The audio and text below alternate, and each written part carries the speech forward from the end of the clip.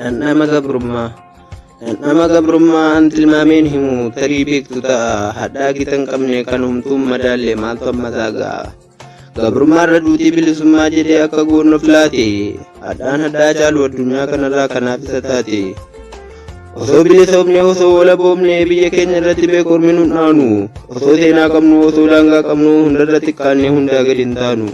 Kaartaa lafaas qabna afaan aadaas qabna bittaa ormaaf dhabne. Osoo dinnee eeyyinu osoo mafalmannu dirqamaan kan cabne. Gabrummaan fudhanne impaayiraan buluu lammiin koon filanne. Warri qabsoo hundeesse kana jibbaaf malee jaallateen hidhanne. Gabrummaa san jibbee du'aa kan filate lammiif dungoo ta'e. Gabrummaa dhandhamee liqimtuu dadhabee didee gamtaan ka'e. Biyyaaf biyya isaa alagaan soorachuun sammuu kan rakkise. Kan isaaf dhiitamuu kan isaaf tuffatamuu du'arra caalchise. Kanaaf gabrummaan eegitan qabdu jedha hunda madaalchise. Waan deebii hin qabne guyyaadhuma isaasan du'arra caalchise. Goota jedhe malee ololtootaa miti warra afaaniin fira. Jarra afaaniin malee wanti isaan nuuf ta'an meerre maaltu jira. Warra buusee darbee warra buusaa jiru Oromoodhaaf bu'aa. Isaan goonni haqaa gabrummaa caalchituun isaan filan du'aa. Malee foddaatiifiin bu'aa waan arginu ittillee dadhabne. Ormaaf dabarsinaa yoo aarsaan kaffallee yoo lubbuutti hin dhabne. Taatee ta'ee darbee duriitii miti waan ijaan argine. Abdii warra sanaa barichuma duriitti bifa haaraan darbine. Kana jechuun namni yoo lubbuunsaa bade qofa gootan ta'u. Garuu ofiif jedhee bilisummaaf jecha lubbuun koo haa ba'u. Malee bilisummaaf lubbuu dhabuun dirqama namni jedhen jiru. Jaalala lubbuusaaf of duuba deebi'ee goonni garaan hiru. Kanaaf gabrummaan qabsaa'ota haqaaf du'arra kan caale.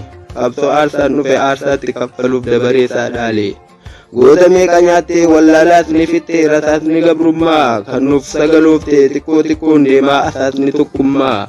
Isa dur asaasu sagalee godhatee qaanqeenis giimofte. Osoo bishaan guurtuu osoo dhaamsuuf jettuu firoonni diinomte. Didee giimii ta'ee ibiddas balalee giimiin dhaamne ta'e. Kana kan nuuf godhe ololtoota miti warra lubbuu isaatti murteeffatee ba'e. Dhandhamni gabrummaa sibiila diilallaa warra isaan baachite. Warra galaa qorraa nyaata diilallaa gabrummaan nyaachite. Jarabbee kamalee dhandhama gabrummaa eenyuyyuun hubatu. Jaalalli isaanii onnee keessan keessa darbee haa qubatu. Isaan dadhabanii godaaf gaara bu'uun argan waan hundumaa. Sun nam-tokkee miti gamtaa ilmaan Oromooti woboo jechuudhuma.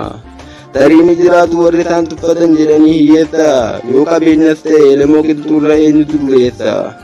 Osoo hunda qabuu gabrummaa jibbaadhaaf hidhatee kan ba'e. Meenatti mimaalu sammuunis qabeenyaan kan ammataa ga'e. Isa boodas baay'een osoo qabanuu miindaa dhiisee kan hidhate. Gabroomee jiraachuu irra bilisummaaf du'uuf meeqa kan filate. Dooktoriif injiineriin sadarkaa gurguddaa irraa kan ba'ani. Qabeenyas ni qabu beekumsas ni qabu bilisummaa qofa kan isaan dhabani. Kanaaf ilmaan Oromoo durii hanga har'aa kan kaafateef qawwee. Waan hundumaa qaba gabrummaa dadhabe bilisummaa hawwe. Dhandhamni gabrummaa afaan isaa goodee kan dide gabroomuu. Oromoon deebi'ee oduu shirshirtootaan lammatan gowwoomu. Kanaaf kan filate lubbuu isaa dhabee buqqisuuf gabrummaa. Oromoon lammiinsaa woboo jabeeffachuun yeroon isaa amma. Dhandhamni gabrummaa waan baay'ee dhandhumu asirratti kan dhaabe. Eessumtu furmaataa horaanuuf dagaagaa jaallammataa dhaabe.